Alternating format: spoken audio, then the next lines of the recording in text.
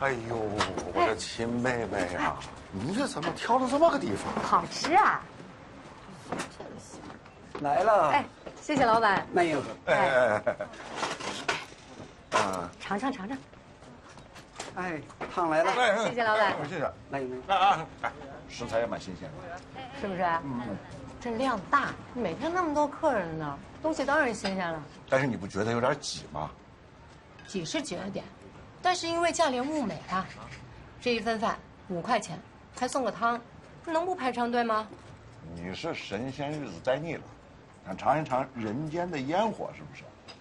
你说这一家小店，一天的流水毛利率是多少？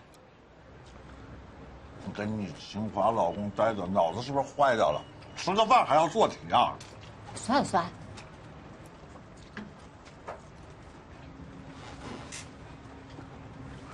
5块钱一份，一天大概200人，就1000块，50%的毛利率，赚的不错的。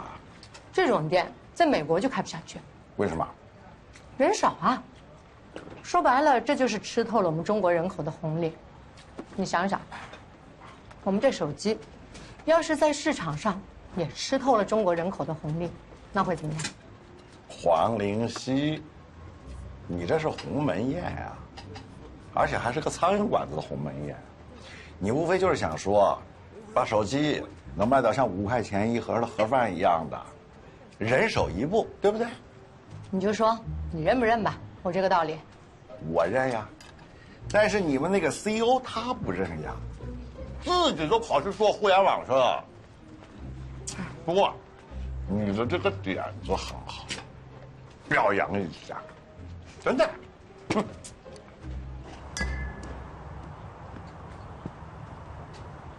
金总，张总到了。哦，等一下，我再打两个。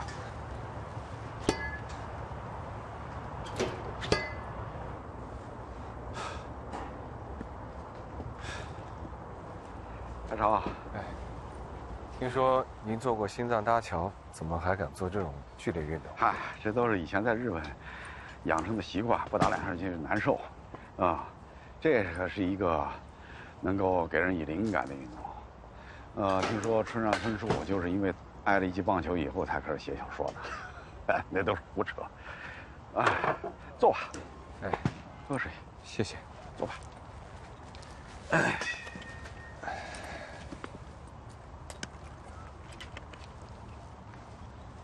海潮，你来找我，我很惊讶。您是中国半导体领域为数不多的几个投资人，我是中国半导体设计领域未来的希望，我们能见面，不足为奇。可你是 CTO 啊，找我要钱的应该是 CEO。作为 CTO， 我才能让您更好地了解我们领通的技术优势。也可能是你和李东升之间出现了什么问题吧。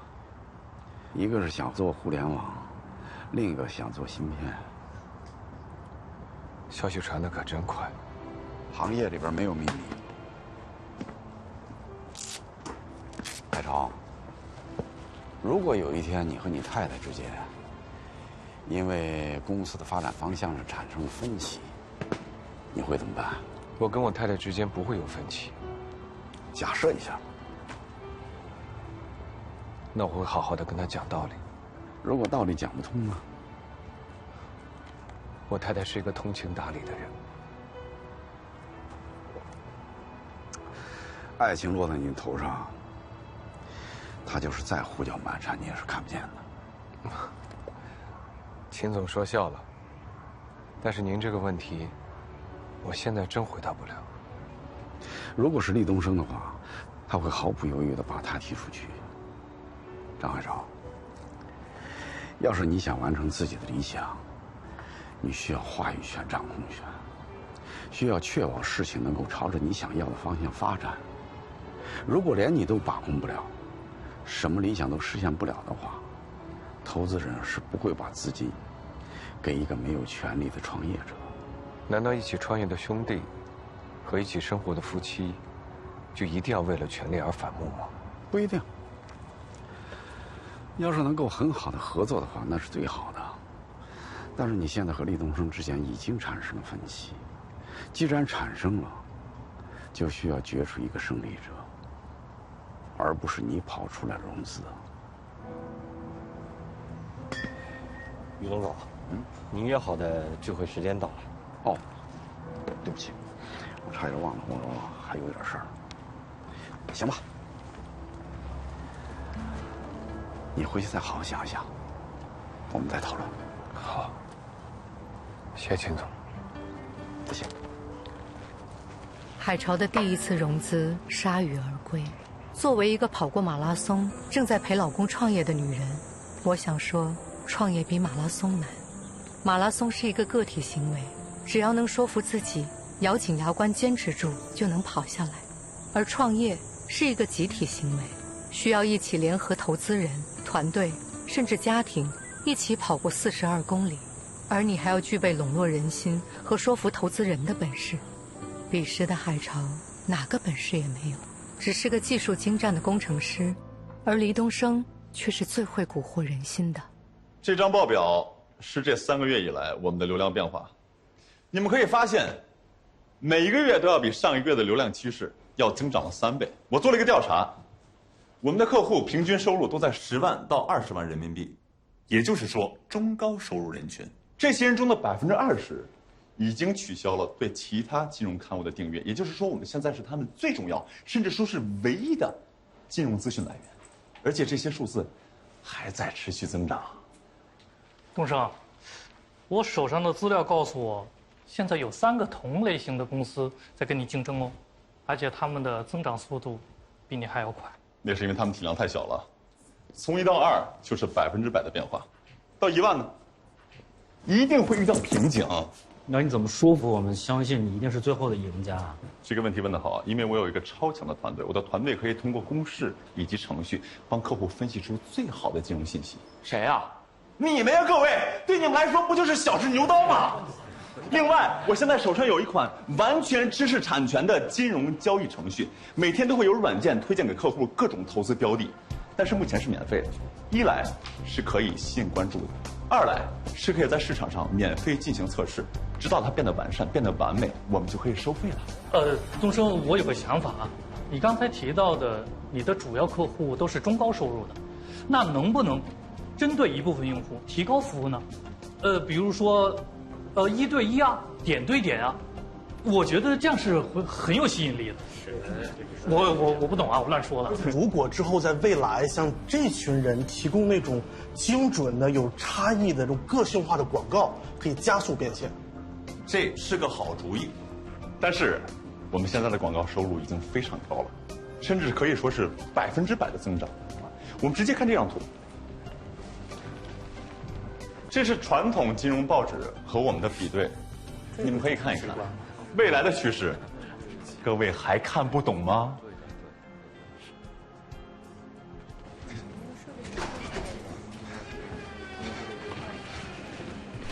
多久了？快1个小时了，我看大家热血沸腾。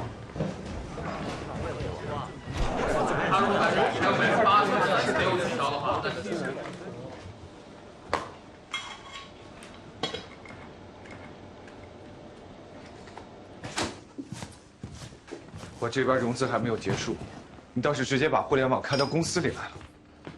哎呀，肖太太看到网站被告很着急，我当然要和大家解释一下了。那大家很爱听，我越说越起劲儿，没办法。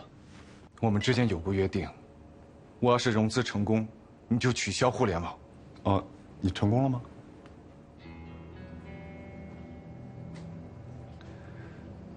你这是把投机取巧发挥到了极致，还让人心涣散了。人心啊，人心太难了，我掌控不了。现在互联网聚钱又聚气，芯片没这个能力，也不是我的错。东升，我实在听不下去了。你不要忘了海潮是怎么对你的，当初在硅谷你就是这样，自以为是，带着大家搞什么金融，搞什么对冲，哦，以为可以通过2级市场的运作来搞定芯片企业，你做到了吗？现在也是，放着高智商的游戏你不做，非要做那些大家都可以做到的事情，这有意义吗？也不讲情义吧？啊，你跟我讲情义啊？我告诉你，就是因为我讲情义，你们芯片部门的资金才能源源不断。那些博士们想干什么，我真的控制不了。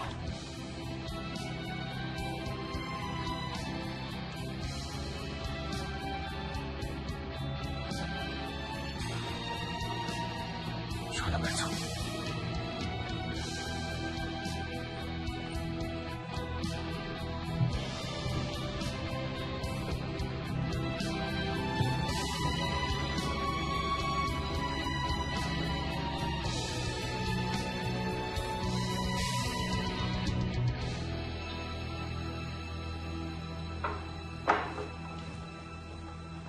潘老师，今天的事儿就您说吧。别让我说了，我说也不管什么。是吧，潘老师？就这是，您说合适。好了，大伙儿就别再难为咱们潘老师了。一会儿秦一东来了，我说，哎，咱们都是老同学了，不像这面子能不给我啊？行，哦，哎，不好意思啊，哎，来过来了，你们两个也过来了。哎呦，潘老师，你好。哎，好，快坐。您坐，您坐，都坐。哎呀，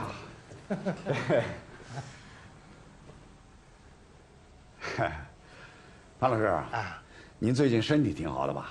啊，挺好的。潘老师身体挺好的，可是他老伴儿啊，最近有病住院了。啊？不是什么病啊？我怎么没听说啊？哼，你个大忙人，你到哪儿听说去？于东啊，这些老同学有些你都不认识了吧？不是，他们我都认识，就这二位，变化有点大啊。那我给你介绍介绍啊。好，老张国权，过去在班里坐你后边那个，现在儿子准备结婚，正张罗着买房子呢。国权啊，宇东走啊，别这么叫宇东就行了，好吧？哎呦，变化真的够大的啊！这个李新华，过去咱们班里啊最淘的那个，而且为你啊还打过架。不是，你现在怎么这么瘦了？肝不好啊，能活到现在就不错了。哦，你好，坐。于东啊，哎，今儿我就不藏着掖着了，有什么话我可就直说了啊。不是，你就说嘛。半年前，潘老师亲自给你打了个电话，希望能帮我们这些同学多要些份额。可是你呢，没给潘老师这个面子呀，这事儿你做的有点不地道了。不是老鲁啊，你这叫什么话？你说这叫什么话呀？那时候你但凡要帮点忙，是不是？现在可就翻了5倍啊！5倍啊，什么概念啊？10万可就是50万，20万就是100万呢。我们这一辈子急需，它翻了5倍，那我们今后的生活那就是翻天覆地的变化，是不是啊？是。投资是有风险的，你们不是专业的，输不起。什么叫输不起啊？那不是稳赢的事儿吗？怎么，不是专业就不能赚钱了？你这是哪门道理啊？那时候你但凡松点口，潘老师至于拿着所有积蓄给他老伴治病吗？他至于？儿子因为买不起房子，到手的儿媳妇跑了。没事。行了，潘老师，你跟他就不用客气了。今儿我不管，你呀让远航啊再多放点份额给我们，有多少放多少。这一轮，远航的估值也太高了，我自己都不投。那是因为你赚够了，你吃香的喝辣的，你都吃腻了。我们不一样啊，我们可都是棺材本钱，是不是啊？棺材本更不行了。为什么呀？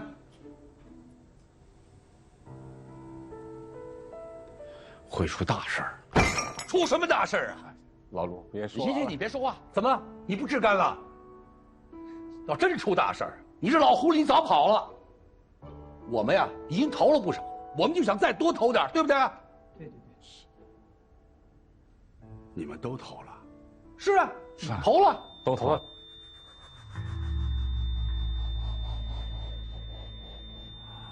现在啊，股市越升越高了。潘老师还有我们这些老同学，我们着急呀。听说以后啊上市能翻10倍、20倍呢。老鲁，算了，咱们少说2句吧。哎呀，大家都别着急，听宇东总说吧。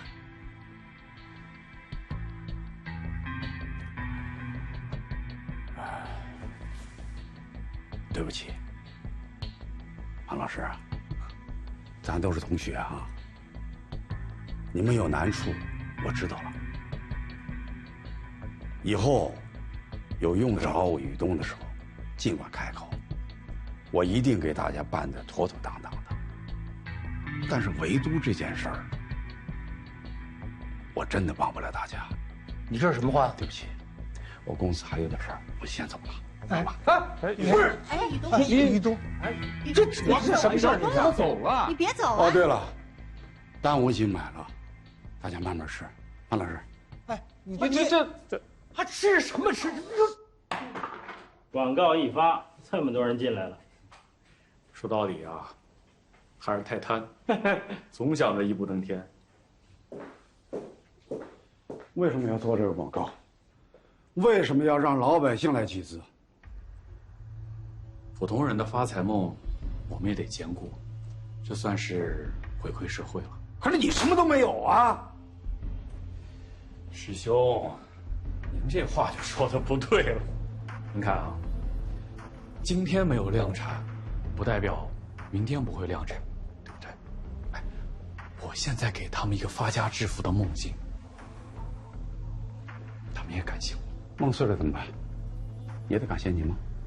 至少总比一辈子没做过要好吧？哎呀，这是投资，投资有风险，谁都知道。他们入局就要承担风险。再说，又不是我们忽悠他们来的，是他们非他不可的。正是因为有你的背书，估值都炒到了天文数字。我这是为了国家，为了长江的产业基金。现在有人接盘，基金就是盈利的，有了盈利，其他资本才会来，来了以后我们才能有发展。是，现在的领域芯片还没有量产，但是一旦有了庞大的资本，我们可以请最好的科学家、工程师，甚至可以买现成的芯片啊！大家都对长江的未来有信心。不是长江跟老百姓有什么关系？为什么要忽悠他们？师兄，您别，他们那可都是血汗钱。您别激动，您听我跟您说啊，就那些人，每天看炒股书籍，上财富论坛，哎，他们觉得明天就会有奇迹，会有吗？啊，财富永远是掌握在像我们这样人的手里，我们用智慧、用合理的方式去从他们手上拿钱，有什么问题啊？一辈子的财富又怎么了？就算我们不拿，有其他人拿呀。不怕我揭发你们？您会揭发我们吗？你觉得呢？钱总，钱总，我们现在是一根绳上的蚂蚱，一荣俱荣，一损俱损。师兄啊，现在是华源智新 IPO 的重要时刻，我相信您现在不会在这个时候做出不利于长江的事情吧？你们以为捆绑了所有人，这条船就不会沉是吗？我们捆绑的是资本，不是疯子，资本是逐利的，他们绝对不会在这个时刻走穿自己的船。再说了，现在手脚是被捆着的呀。哟，师兄，我给你拿瓶水啊！拿瓶水，拿瓶水。我知道你心脏不好，做过手术，来。没事吧，师兄？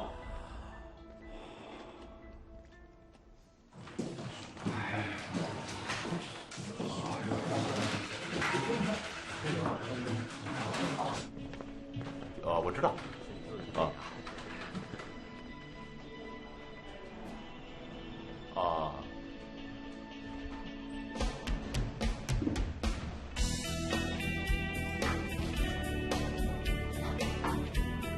海潮，这个波形分析以及梳理我做过了，新的 bug。行，就按这个改了，改好了给我就行。好的。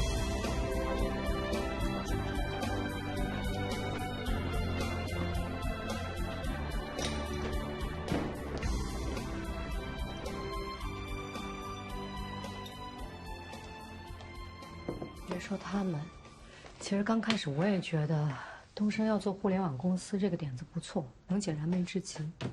我没有要怪大家的意思，我只是在想，怎么能让人心所向，重新爱上做芯片。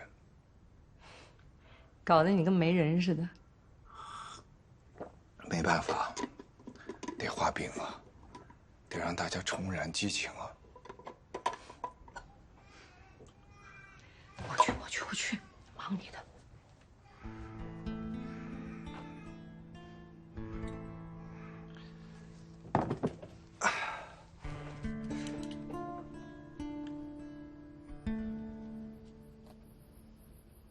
后来我才知道，最好的企业家都是最好的精神领袖，也是最好的蛊惑者。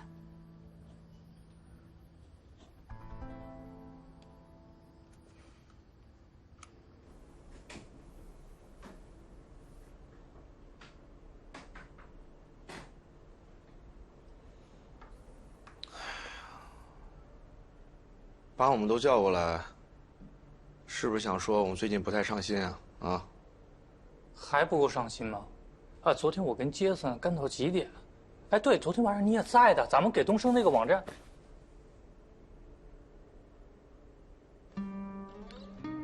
对不起啊，我先跟大家道个歉。来领通1年了，我都没有带大家好好的出去看一看，一起去旅游一下。其实祖国的大好河山呀，我们真的应该一起去逛一逛。我是在北京上的大学，在座的诸位应该有很多也是北京上的大学，对吧？啊，所以应该对北京有很深厚的感情。我们这些理工男呀，真的应该好好的逛一逛北京的这些个景点儿。大学的时候都在学习，女朋友都没有逛。我也没有女朋友啊，但是我还是一个人去了很多的景点。当然了，我最喜欢的还是长城、慕田峪啊、八达岭啊、司马台啊。我跟你们说啊，春天的时候啊，长城以南那真是开满了杏花，可美了。长城以北啊，还是连绵的荒芜。有一次，我为了测试我们的导航系统啊，去到了山海关，我们长城的尽头，哇，真的是云烟中的大海啊！当时啊，我就站在那个地方，就在想，我们的古人真的是了不起，蛰伏万里的烽火台啊，就是为了在战火狼烟的时候，能够在第一时间传递信息。当然了，后来呀，时代不同了，我们又有了电报啊、电话。我估计10几年前的人们也没想到，他们可以拿着2个小小的盒子，能够相隔万里，无线通话。想想看，如果这些事情是由我们这些人来完成的，那该多么骄傲呀，对吧？想想看，我们这些千千万万的前辈们，他们前赴后继，用热血铸就的万里通讯，是由我们37个人的团队来完成。那我们就可以跟我们的孩子们吹牛了，说你看，这一片土地上，现在这个时候把万里长城缩短成一串数字的人，那是你爸爸呀，那该多么的美好啊，对吧？现在这个机会来了，落在了我们的身上。说实话，我真不觉得是因为我们优秀，而是因为我们正好撞上了这个时代，是时代选择了我们，我们不应该辜负。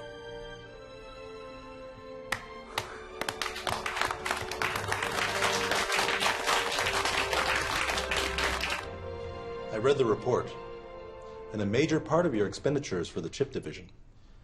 Last time, You told us that you would eliminate this division, and yet all you've done is cut its budget. Is this division to exist in the long run? I've already suggested he cut it, but General Manager Lee insisted on keeping it in. Well, I'd like to raise 2 examples. First, everyone knows that Nintendo is the leader of game industry, but they don't know that their original product was cars. Even today, they keep producing cars. Second, Lamborghini racing cars is very famous, but actually, they are made tractors. Like Nintendo, they are still making tractors. Today, the internet is our bread and butter, but our company started with chips, so we won't give up. Well then, we'll have much more stringent requirements for the speed of your development.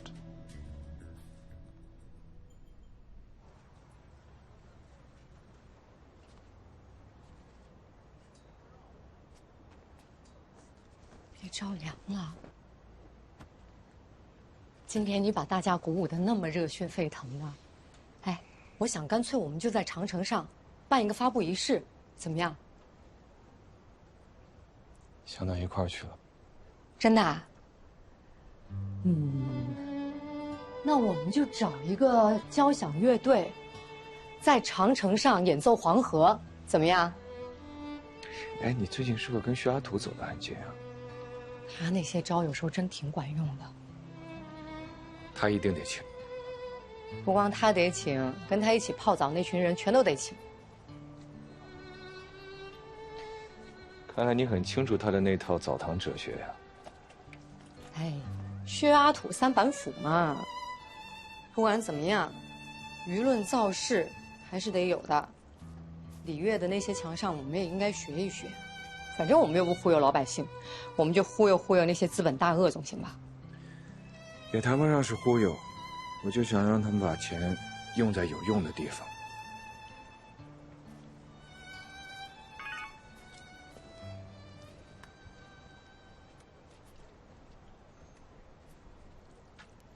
谁呀？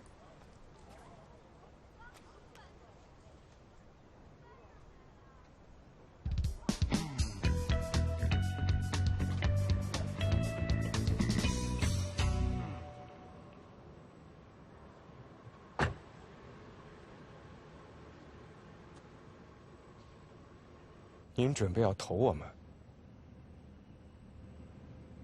对。那你有什么额外要求吗？最好能赶走李东升。这个我恐怕做不到，但是我可以让他听我的。那这比赶走他更难。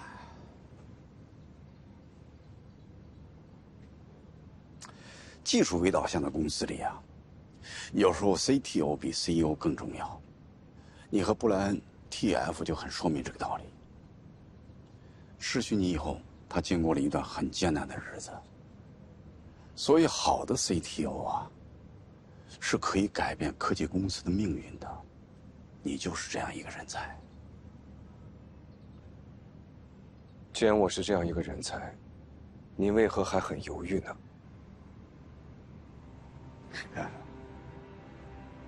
你呀，跟我年轻的时候一样，做事心不够狠。一个企业家做事如果心不够狠的话，他是走不远的。我最近看到你和李东升之间因为互联网还是半导体争来争去，我觉得可笑。如果说我有你这样的技术，是绝不会让别人做 CEO 来约束我、拿捏我的。可是我只想潜心研究技术，结果呢？你会花费更多的时间来跟所谓的兄弟交流，对吗？他比我更适合当 CEO。哎呀，你真是够固执的。没事儿，秦总，这个事情可以等到我们的芯片在长城做完测试之后，我们再讨论。好吧，你要做测试，我可以找到中国最顶尖的专家组，跟你进行测试，我会找到所有的媒体，跟你进行宣传。您是还有什么其他想法吗？中国的通信芯片企业应该补片就弊。您是想要，如果这个毒瘤不去干净，你是没有明天的。那可是要引起轩然大波的。我仔细考虑过了，现在是最好的时机。华源智新马上就要 IPO 了，资本市场非常乐观，再加上你的长城测试，如果能成功的话，我们就拥有了一家通讯芯片企业。就算之前那家失败了，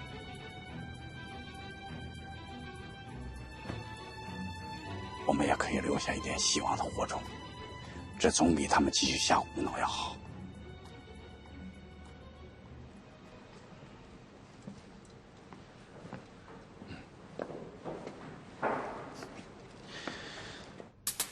这大师兄最近挺有意思的，照顾完我们两个，又去找海潮了。看这样子是要掀桌子了。可能他觉得现在是最好的时机，再不掀啊，没机会了。他怎么都没有机会了，我们又不是没有准备。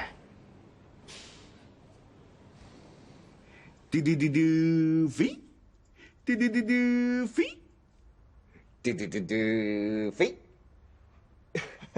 哎，笑了笑了。你女儿就是爱笑。哎，真是遗憾，我怎么不能陪你去呢？我还想留下来陪小宝贝儿呢。真的假的？当然是真的。小宝贝儿这么可爱，我怎么舍得你呢？太可爱了。我听说东升还在忙融资的事情，他去不去啊？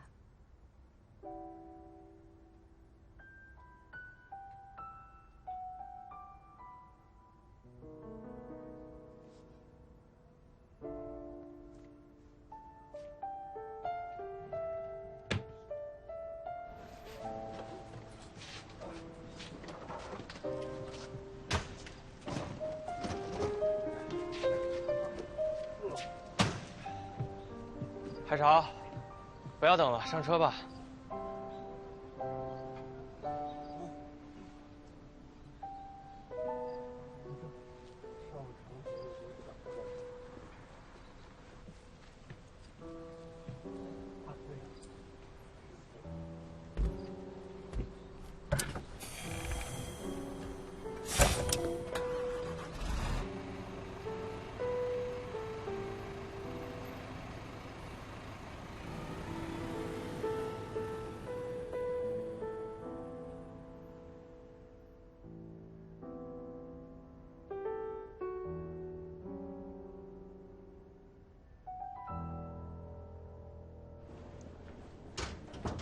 是我，我实名举报过远航科技，有证据我会拿给你们看的。好的。是秦东吗？是啊。现在就远航的一些问题，需要你配合调查。跟我们走一趟。你弄错了吧？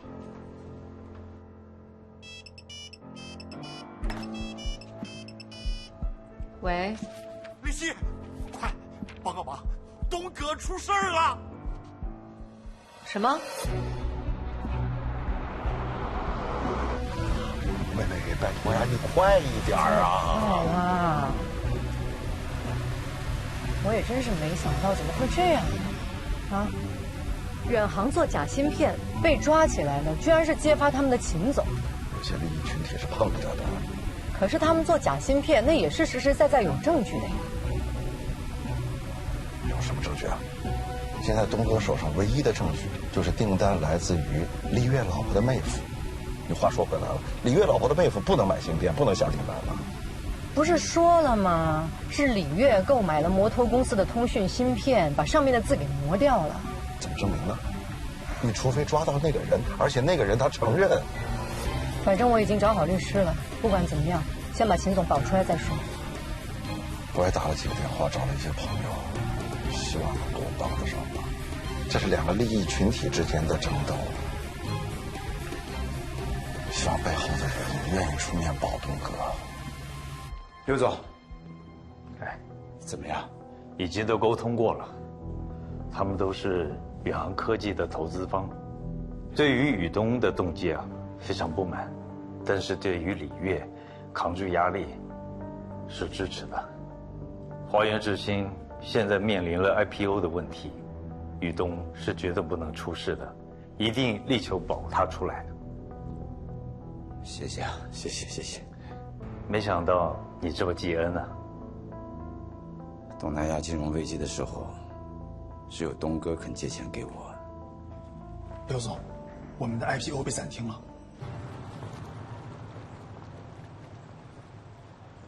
秦总，没事吧？林夕啊，你也过来了。高处长，什么情况啊？最近这几天只能待在自己家里了，随时配合调查，并且要求秦总回避与远航有关的一切事务。投资还投资出牢饭来了。老土哥，要不我们先走吧？秦总，一会儿欧阳总会过来。哦，欧阳过来干嘛？哦，对不起，我接个电话。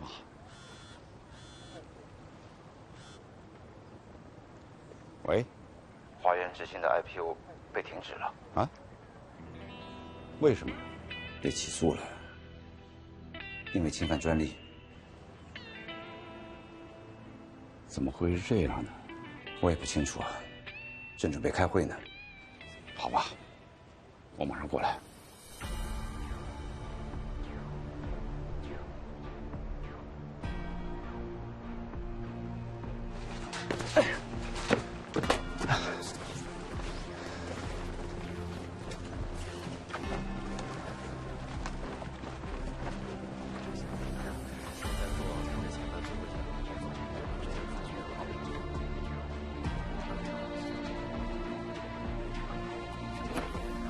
开始吧。海潮，快过来看！可以跟他们聊一下啊。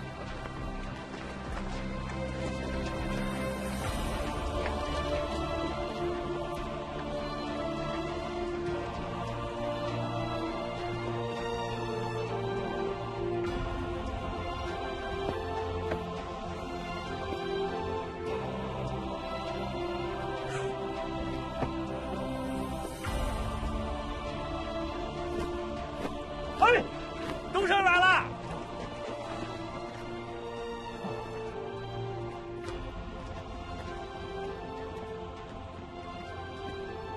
我就知道你舍不得我们。当然，这么出风头的事儿怎么能没我呢？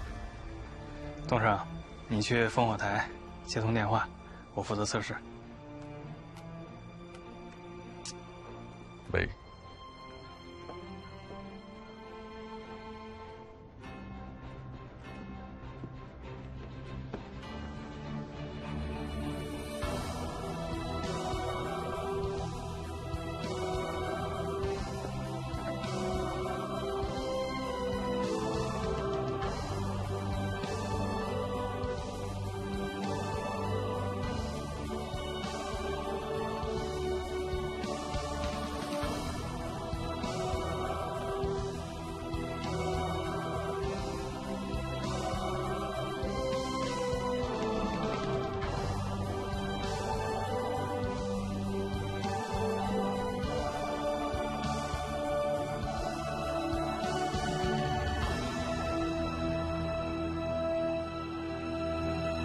晶片代工厂，全世界也没有几家。如果我们做出来了，你觉得人家的生意会不会受到影响？所以我们在初期的阶段，一定要把我们弄死啊！那这个专利官司啊，你觉得你打赢吗？100%的打赢，确实没把握。涉及的部门实在是太多了，一定会有很多专利强的问题，对手就是知道这件事情，所以才对我们这么做。华源智新说好了今年上市，他怎么就被告了呢？你到底行不行？不行可以换人。什么？那我来问问你，在他到来之前，有谁在国内建成过8英寸的生产线？有吗？可是他不能让股东退出，又不能让投资人赚钱，那我们在这干嘛？学雷锋啊！要都这样，以后就不碰半导体。踩雷有可能踩出一条血路来，但是不踩，在科技飞速发展的世界面前，我们只能是被动挨打，吃别人的剩饭。